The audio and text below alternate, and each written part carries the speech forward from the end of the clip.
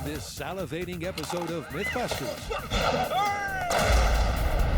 Adam and Jamie regurgitate a Seinfeld classic. I'm sorry.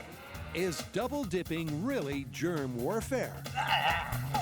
Plus, they're falling over themselves, finding out if a banana peel is a guaranteed slapstick wipeout. I've never seen him like that. Meanwhile, Harry, Grant, and Tori have a blast and cook up trouble as they tackle the myth of homemade diamonds. I'm gonna be rich. So prepare yourselves. There's thrills, spills, and the biggest explosion in MythBusters history.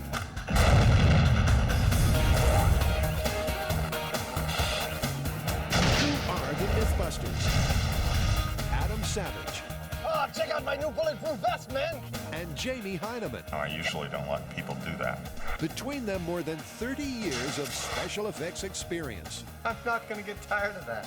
Joining them, Grant Imahara, Tori Belleci, and Carrie Byron. Busting out of here, see? They don't just tell the myths, they put them to the test.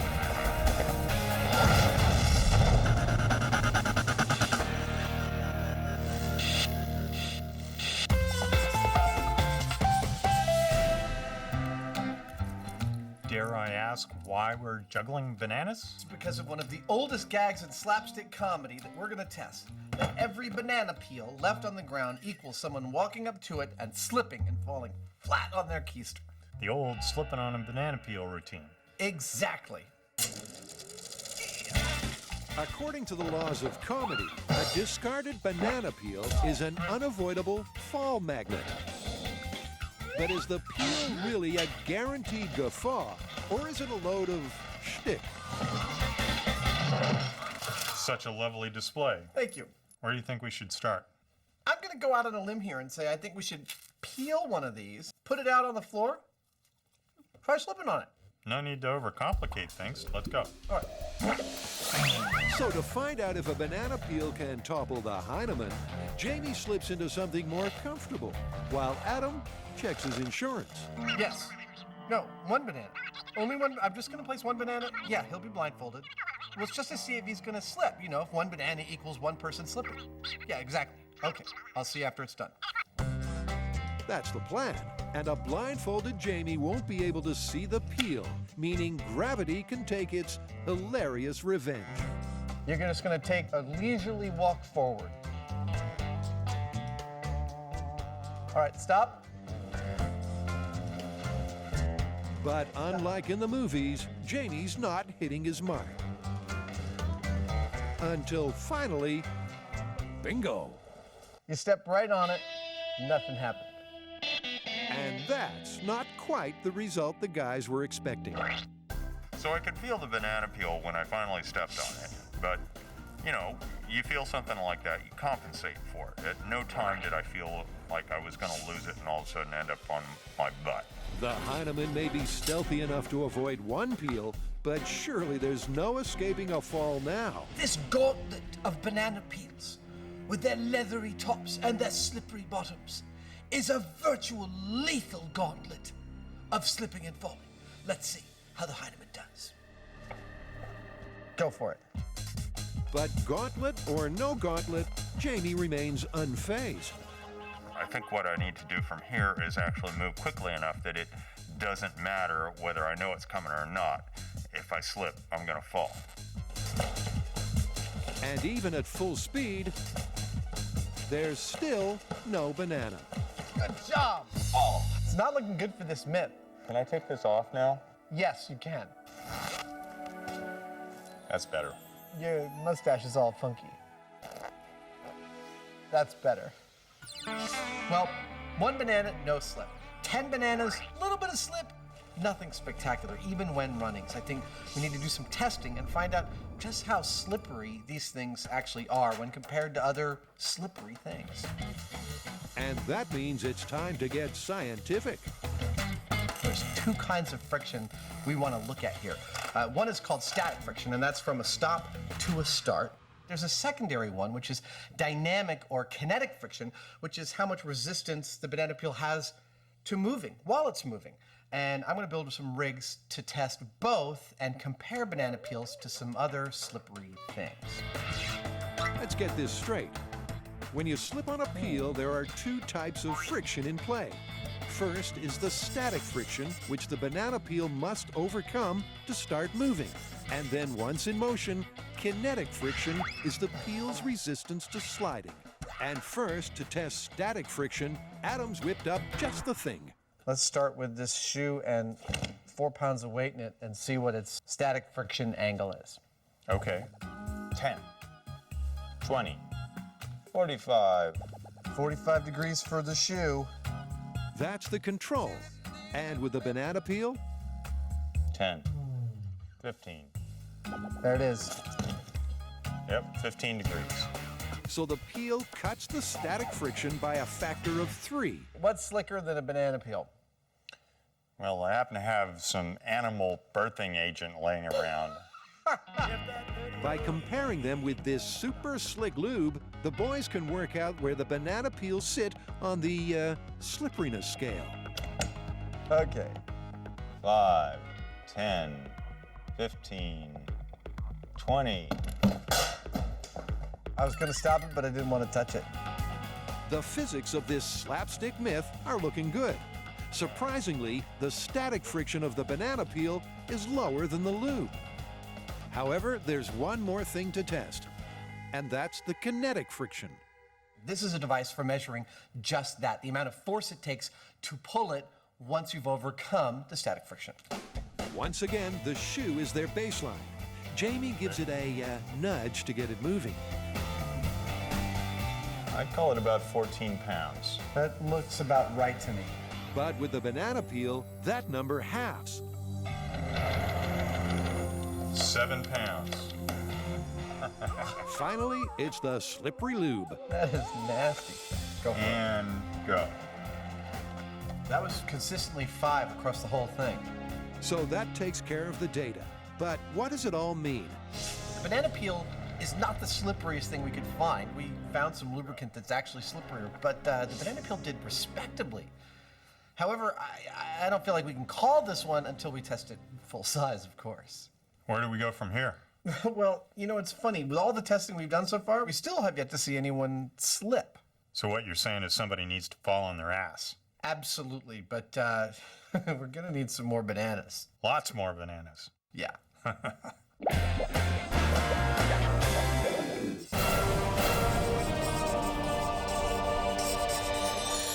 What's up with the bling?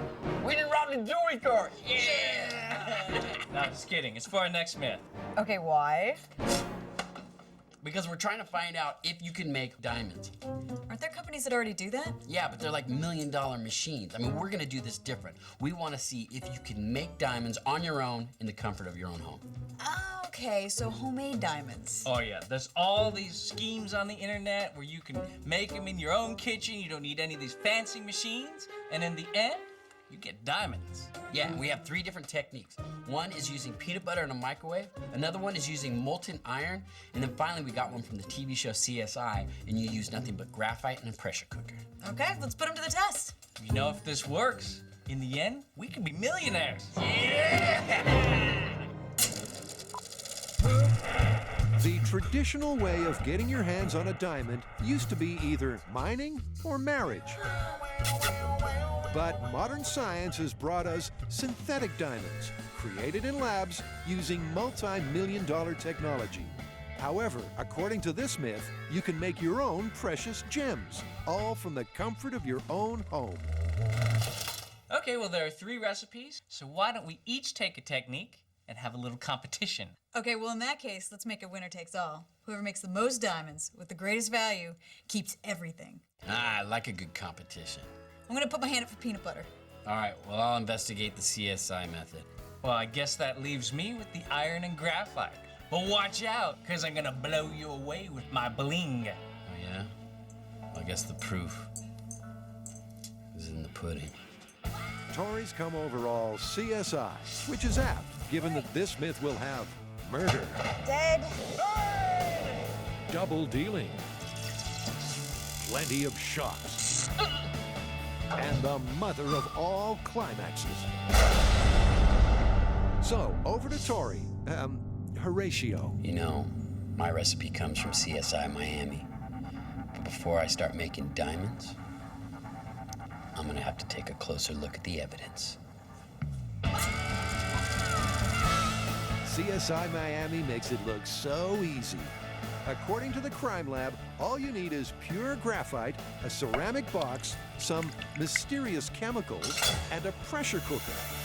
Then, after 3 days, hey presto. But is this technique, It's like nature, only a million times faster. or is it like science, only a million times fabricated? Looks like I'm gonna have to figure out what those mysterious chemicals are. I think I know just the person. For an expert opinion, Tori heads to UC Berkeley to see Dr. Michael Franklock. So if I was gonna do this, what kind of chemicals do you think I should use? Metals like nickel, cobalt, and iron. So I would advise you to start from one of those, and it should be salt in its active form. You still need to add some initial seeds, some small diamonds. So you need a little piece of diamond to start the diamond? If you already start with a little seed, even of poor quality, it can grow then and get bigger. Dr. Franklock's advice has given Tori the competitive edge. And while he's off to gather his CSI supplies, That is the pressure pot. Carrie weighs in with a recipe that puts the nuts into peanut butter. To turn ordinary peanut butter into diamonds. There's a very simple recipe all over the internet. You take 2 charcoal briquettes. You cover them with 4 ounces of peanut butter. Put them in a microwave-safe dish, and then you microwave them for 60 minutes in 10-minute increments. Sounds crazy, but according to these internet hipsters, You want to take about 4 ounces of peanut butter. all that stands between you and millions of dollars is a microwave. Still, unsurprisingly, after just 5 minutes on high, things go up in smoke. Well, it appears that my microwave-safe dish has a giant hole in the lid and the bottom's completely shattered. Looks like I'll be getting some more glassware and trying this again. 'Cause I want my diamonds. But as it turns out, Round 2. those peanut butter diamonds are a tough nut to crack. Dish broke again, and there's a lot of smoke, and I'm starting to get the idea that this shouldn't be done inside. The ventilation might be better, but outside, things don't improve. I think these are going to be very expensive diamonds, mostly because we're going through microwaves, we're going through cookware. I just am starting to feel like this is not possible. Eventually, only 3 attempts, 3 dishes, and 2 microwaves later, Carrie has her alleged diamonds in the rough. I don't think I see any diamonds yet, but we have one more process to go. And that process is to burn off the excess carbon. When they say diamonds are forever, I mean they take forever to create. Well, patience is a virtue, but does it pay? Well, maybe the diamonds are microscopic, but they're supposed to be the size of fennel seeds. I'm not seeing them so far. I am seeing a lot of burnt peanut butter. Still, Carrie's not out of the contest yet. She can't tell the diamonds from the dirt, but maybe an expert can. I don't want to, doubt the diamond making, and turns out it totally could happen. I got microwaves and dishes to pay for.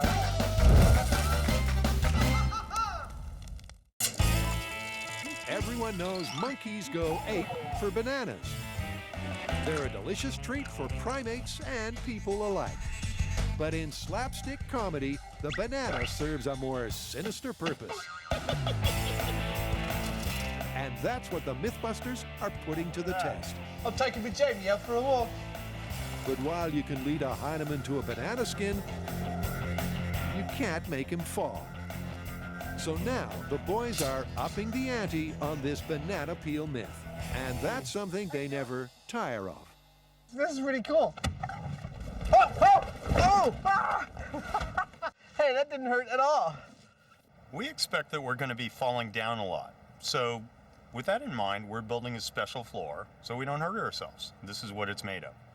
These springy tires are layer 1 of our sprung floor. All this wood right here, is layer 2. And this linoleum here, this is layer 3. The boys have busted their gut, and now they have the perfect venue for busting their butt. This may look like a completed, sprung floor, but in fact it's missing one element, which is banana peels. Hundreds and hundreds and hundreds of banana peels. We're gonna lay them out here like an obstacle course of comedy death, and then we're gonna run a little like this. Goal!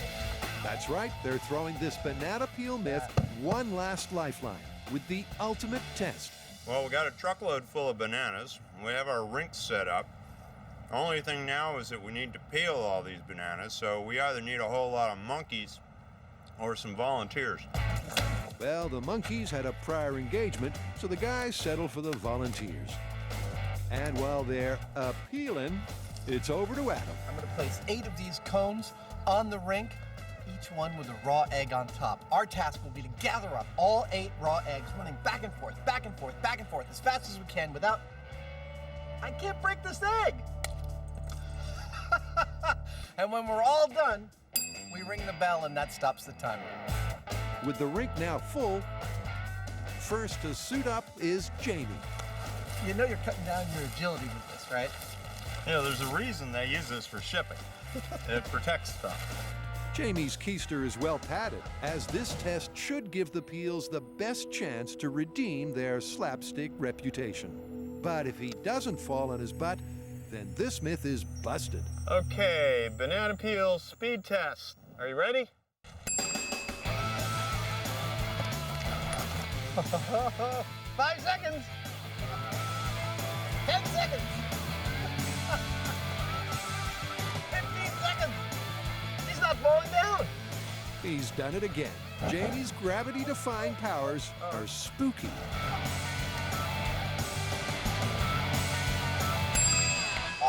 Seconds. Nicely done. Oh. Of course, this test isn't about Adam and I racing. It's about how slippery banana peels are. And they are. I had to be really, really careful not to slide, and even then, I slid quite a bit. But that caution invalidated Jamie's test, because according to the laws of comedy, he shouldn't be expecting to fall. So, for a repeat performance, he takes off the brakes. Okay, Jamie on turbo. At long last, the banana peels take their revenge. And although he valiantly attempts to recover, Go, go, go! 29 seconds! You can still beat your time! 37! he just can't overcome the giggles. I've never seen him like that. And with no complete data, it's all down to Adam. He's half man, he's half banana. It's Banana Boy. Okay, this is Adam's banana peel speed test in 3, 2, 1. And the results speak for themselves.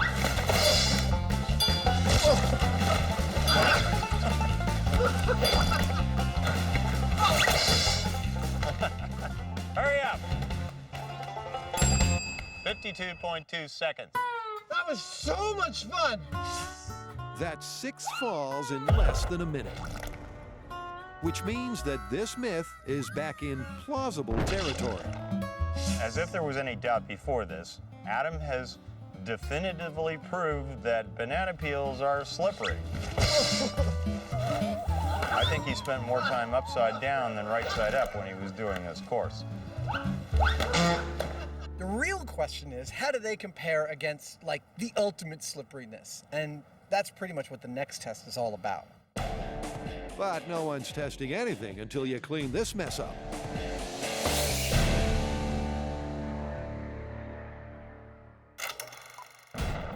Planet Earth is a violent place, and deep below ground, it gets worse.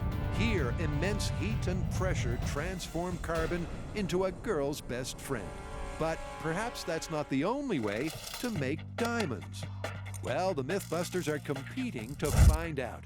Carrie's chances appear slim. I don't think I see any diamonds yet. But Tori's done his research, and he now has a solid lead on that annoyingly vague CSI recipe. Now, I have everything I need to start making diamonds. First, I have my pressure cooker. I have my ingredients. I have my hunk of graphite. The chemical that I'm gonna use is ferric nitrate. What I'm gonna do is stick this and that in this, put it in that. And that's as specific as it gets. But let's not forget the most important ingredient, a diamond seed. Without it, this recipe has no chance of working. For safety, Tori rigs a stun gun. You know, it's been a while since we used one of these, and I kind of forget what it feels like. And lights the gas from outside the bunker. I'll leave it there for 3 days, and then at the end of that, check and see if I've made any diamonds. And while Tori waits, Grant's off to the blacksmith for his shot at diamonds. So to execute this diamond recipe, we need to melt iron. And to do that, you need a foundry. We don't have a foundry at MythBusters, but we've come to a place that does have a foundry, the Crucible. Supposedly, this recipe replicates the heat and pressure that make natural diamonds. All you need to do is melt graphite into molten iron and quench the mixture. Then just dissolve the iron in acid, and voila, your very own sparkling gemstones. So to get this recipe fired up, Grant enlists master smelter Nick DiFilippo. All right, So let's here you go. The graphite and iron go into the furnace to be heated to 2,500 degrees.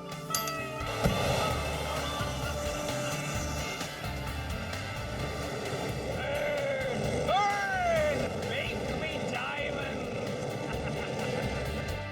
And at that heat, Grant's stretching the rules of the homemade diamonds contest just a touch.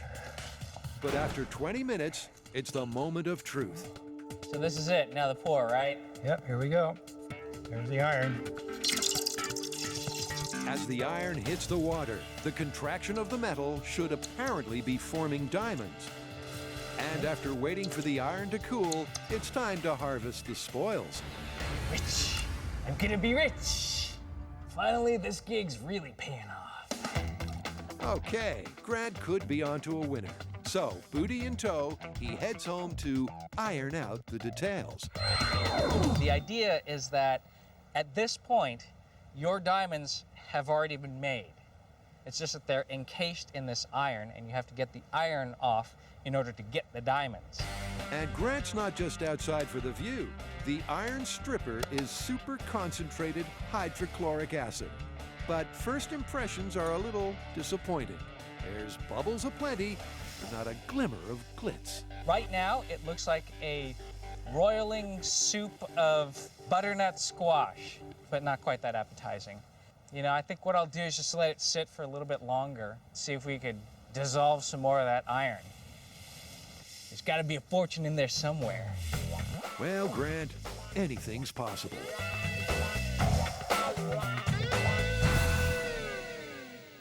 I know we're in the middle of competition, but I think it's important to talk about what a diamond actually is. Diamond's an allotrope of carbon, graphite being another. And what makes it so special is that all the carbon atoms are arranged in an isometric hexoctahedral crystal lattice. Yeah, and it's that structure that gives the diamond its strength and its ability to disperse light. And they're so expensive because they're so rare and hard to find. Yeah, I mean, they're formed 200 miles below the Earth's surface. And it takes like 1,000,000 years through plate tectonics to get it to the surface of the Earth before you can even start mining them. Yeah, this process is so long that the average diamond is over 1 billion years old. Now, I'm pretty sure we don't have that much time on this one. Well, I guess we better get back to work. Great, because it's acid flashback time. Okay, so I've let my iron dissolve overnight in the acid, and now it's time to harvest my diamonds. Grant neutralizes the acid, but the results are low on sparkle. I think what we're gonna have to do is take this somewhere where they can see if there's a diamond hidden somewhere in the rough. If they're in there, they're hidden well.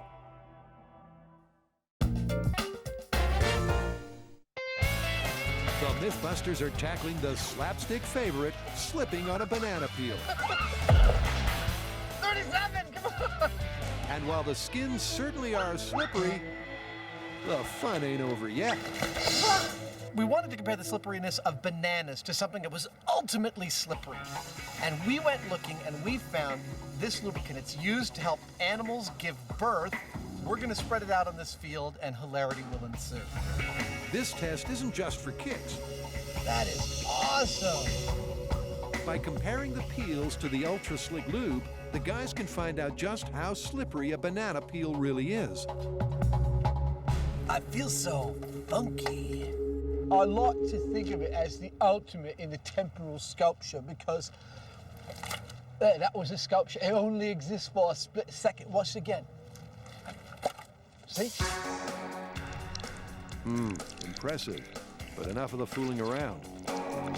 Okay, commencing the slime. After a quick squirt, the rink is ready for testing.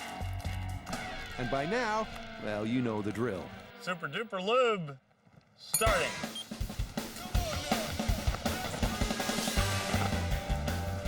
And it's a hop, a skid, and a thud till the lube takes Jamie out. Come on, get up! 37 seconds!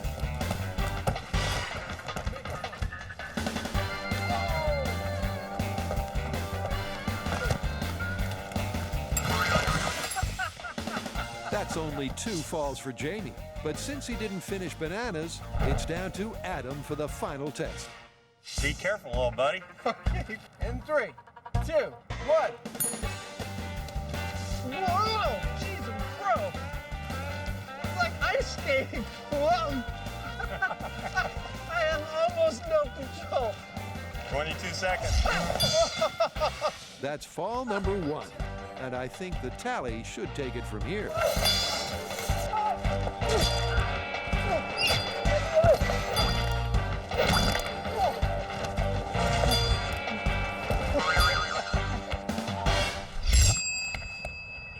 What was my time?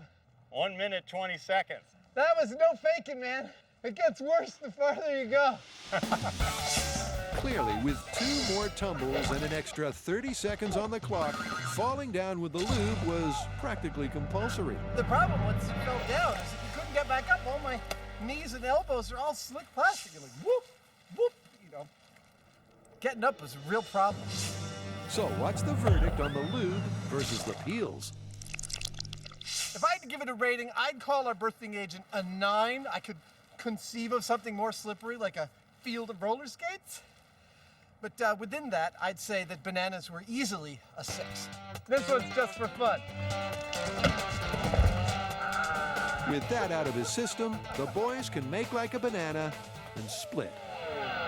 So, how do you want to call this one? Well, what exactly was the myth we started out with?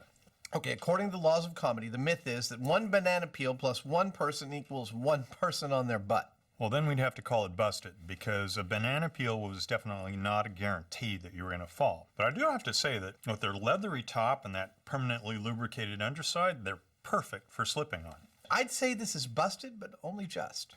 Agreed.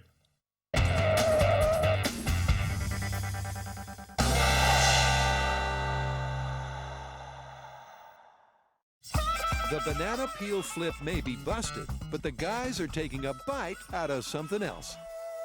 I've got a good one. Yeah? What's that? Double dipping. Oh, that you can't dip, bite, and dipping a second time like in Seinfeld. Exactly. The myth's been around for a lot longer than that, but Seinfeld popularized it. If I remember correctly, when George is accused of double dipping, the guy tells him that dipping, biting, and dipping again is akin to putting his whole mouth in the bowl of dip. In terms of transferring cooties. That sounds tasty. It's a classic Seinfeld moment that the fans have begged us to test.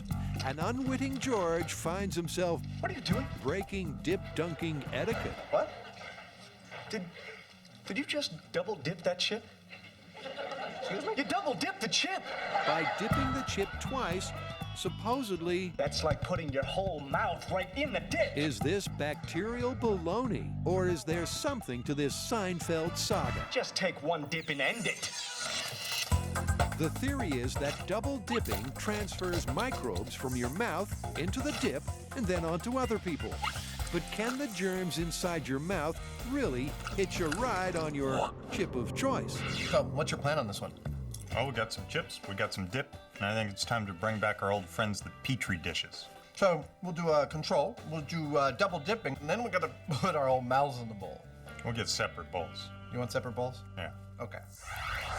Separate bowls it is, and with a bunch of soy agar Petri dishes primed for bacterial growth, it's time to double dip for science.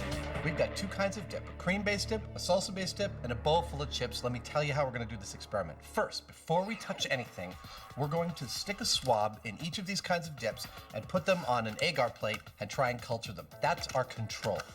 Then, we're gonna double dip in these dips. We're gonna dip, bite, dip again. Once we've done that, we're gonna culture them again and see if we've added any bacteria. But the story includes a third wrinkle, in which the guy says that double dipping is like putting your whole mouth into the bowl. So we're gonna do that. We're gonna take as much of the dip in our mouths as possible. It's gonna be really gross. We're gonna spit it back out, and we're gonna culture it one last time and see if that's equivalent to double dipping. You want some paper towels for your mustache? I'll worry about that, thanks. And it really is that simple. With each MythBusters swabbing 3 experiments, they're ready to incubate. Perfect. It's right around 98 degrees. So we want it right about the same as the human body, huh? Yeah, for roughly a day. We'll come back tomorrow and check it out. Okay. And thanks to the wonders of editing, time's up for the breeding bacteria. The biohazards are ready for their close-up, but there's a problem. That's the control, and there's already bacteria in the salsa. They check all the salsa-only controls, and everyone tells the same story. Even with no human saliva, the dips are already brimming with bugs. I don't know, man. What do you think? Means I'm more afraid of the salsa than I am of the bacteria that's come off of double dipping or our mouths. There's just so much noise from the salsa itself. I mean, we're trying to do a bacteriological test with a medium that already has a lot of bacteria in it. You can't see the forest for the trees. Clearly, we are going to need to do this test again and remove some variables. Yep, with the control showing more bacterial growth than Adam's feet, the boys are going to need a plan B.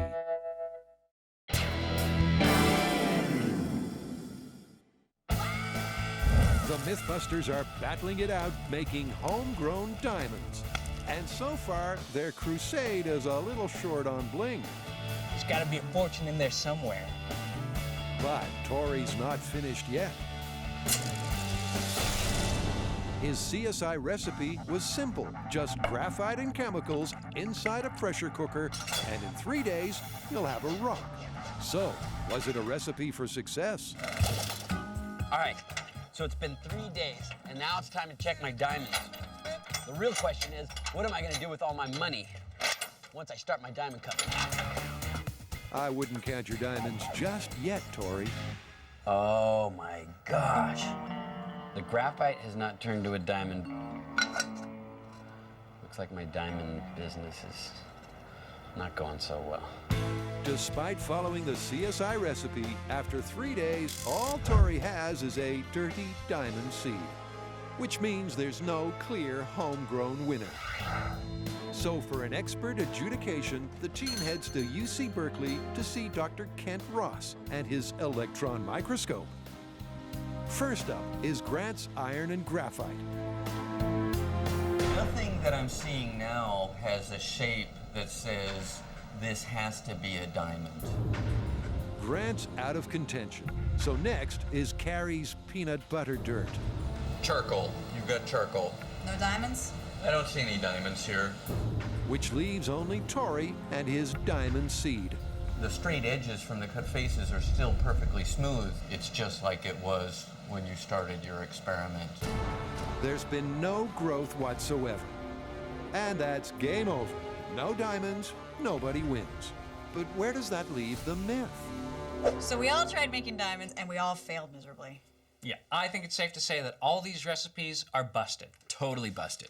But you know what? Our researchers have come up with someone who can make diamonds in a MythBuster way.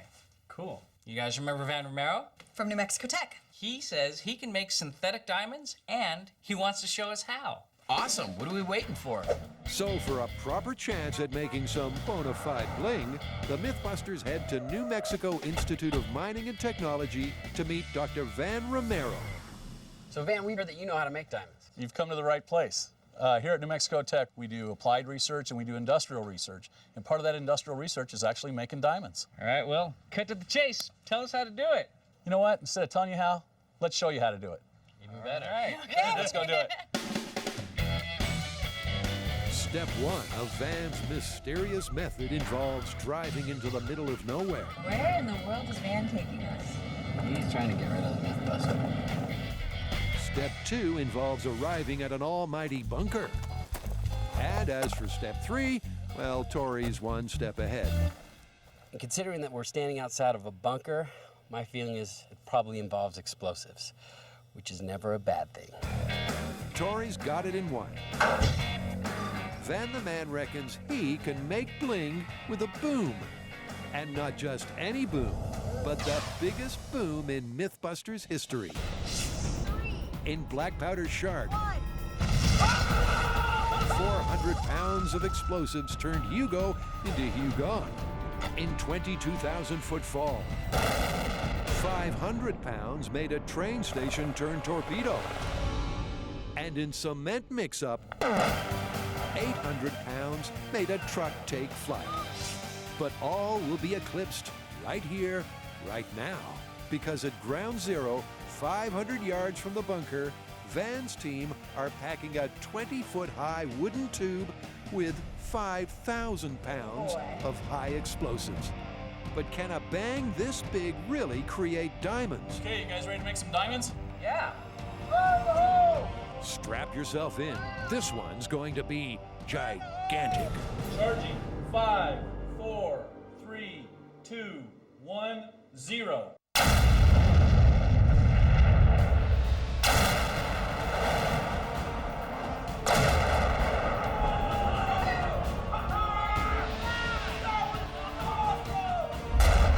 With over 10 times the might of any other MythBusters boom, it sure was a blast. But did it germinate any gemstones?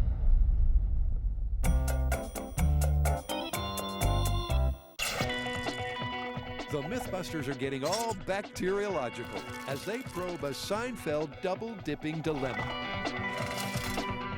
They're testing if a twice-dunked chip could be classed as germ warfare. But thanks to masses of microbes, their first test was ruined. So this time, the boys are taking precautions. We need to do what we normally do, which is start eliminating variables, and then get back in there and do the testing. So, sterile salsa, sterile chips, clean space, rubber gloves, surgical masks, the only variable being our saliva. Exactly. Perfect. Let's do it. So Adam starts with the chip sterilization, heading to New Tech Corporation to have them irradiated. So, I hear you can sterilize these chips for me? Sure can. But before the chips are irradiated, Adam asks the question on everybody's lips. Are they edible? Will these be safe to eat after that? Oh, sure. They might taste a little funny, but they'll be totally safe to eat. Okay, great. Funny tasting, and more importantly, sterile. Oh, there they go. This is definitely the point of no return. If the bacteria had a hand, they'd probably hit that button, but they can't. Bye, bacteria. Friends and family of bacteria may want to look away now, because 2.5 million rads of radiation is about to be unleashed. That is so much cooler than I thought it would be. I mean, it's like, see this beam coming down like an anvil, crushing bacteria in its wake, electrons scattering little bacteriological lives to the winds. Uncharacteristically, Adam is enjoying this far too much, and soon enough... There you have it, one set of totally sterile chips. Meanwhile, back at the shop, Jamie's also getting sterile for science. He first builds a clean room for the test, and then conjures up some decontaminated dip. I'm sure it won't taste very good, but it should tell us a thing or two about double dipping. 2 parts agar, 1 part sterilized water, and voila. Well, okay then. I think that kind of looks like as close to salsa as we're gonna get. The germ-free salsa is ready to go. And Adam's also dressed for success. I feel like one of them television I am one of those television doctors. I've got just as much experience. To make sure the test runs smoothly, the boys have Dr. Russell Vance, an expert in pathogenesis. He's the guy in the middle. What's first? That'd be the salsa-only control.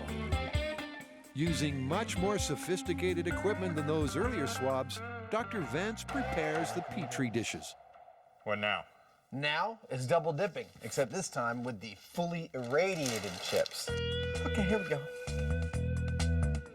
Once the infamous double dip has been double dipped, the salsa is sampled and plated up, leaving just the full mouth test. All right, now for the really gross one. And once again, it's delightful to watch. It's almost worse watching you do it than doing it myself. That's experiment over. Dr. Vance plates the full mouth tests, and they join the double dip and control plates in the incubator. Okay, they're in the incubator. Thanks, Dr. Vance. Now we wait. But not for long. So for viewers playing at home, here's what to look for. The stated myth is that double dipping is just as bad as putting your whole mouth in the bowl of dip in terms of transmitting bacteria to it. So if this is true, we would expect to see the same amount of bacteria on the double dipping Petri dish as we would on the whole mouth in the bowl Petri dish. Here we go. This is my control. It's clean. Here's your control. It's clean. Just what we expected to see. That's a clean start, meaning Jamie's salsa was bacteria-free. So from here on in, any microbes can only be from their saliva.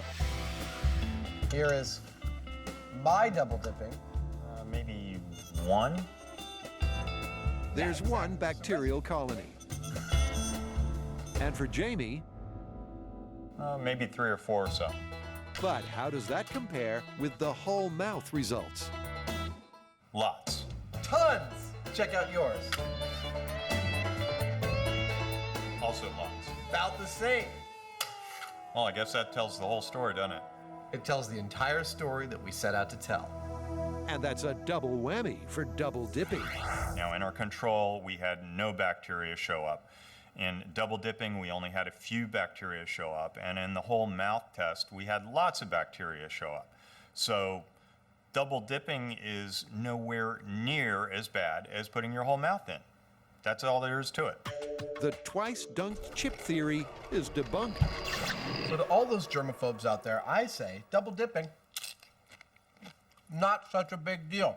Plenty more bacteria in here than you are imparting by double dipping. And besides, what the heck's your immune system for anyway? Indeed.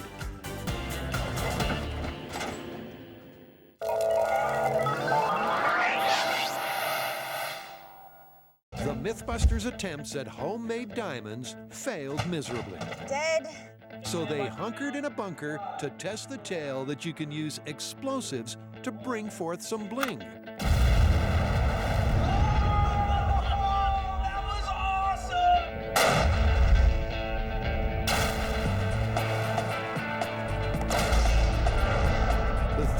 That the pressure and heat at ground zero is so intense, it converts carbon to diamond in an instant. So to delve deeper into that theory, it's back to the lab, so the team can prep a more manageable diamond explosion of their own. And this time, they'll see the whole process. So when we do an industrial shot, a process that starts with an innocuous metal cylinder. So this is the device that we're going to be using, and we're going to have you guys pack the special sauce into the device here. This metal tube sits at the center of the blast. And in the center of that is a mixture of graphite, cobalt, and other chemicals. Same pressure? Same pressure. And once the chemicals are compacted and the device is welded shut, It's ready for detonation. Apparently, it really is that simple. All right, let's make some diamonds. The cylinder is placed in the very center of a wooden barrel, which is then filled to the brim with ANFO. It smells good. Yeah. It smells like diamonds. Now, I know they say diamonds are a girl's best friend, but let's face it, if you're making diamonds with explosives, I'm starting to warm up to them myself. I'm really excited to see what we get from this explosion. It's not going to be as big as the one we saw earlier, but it's still going to be spectacular. It's a win-bling situation, so the team hunkers in the bunker once again. 5, 4, 3, 2, 1, 0.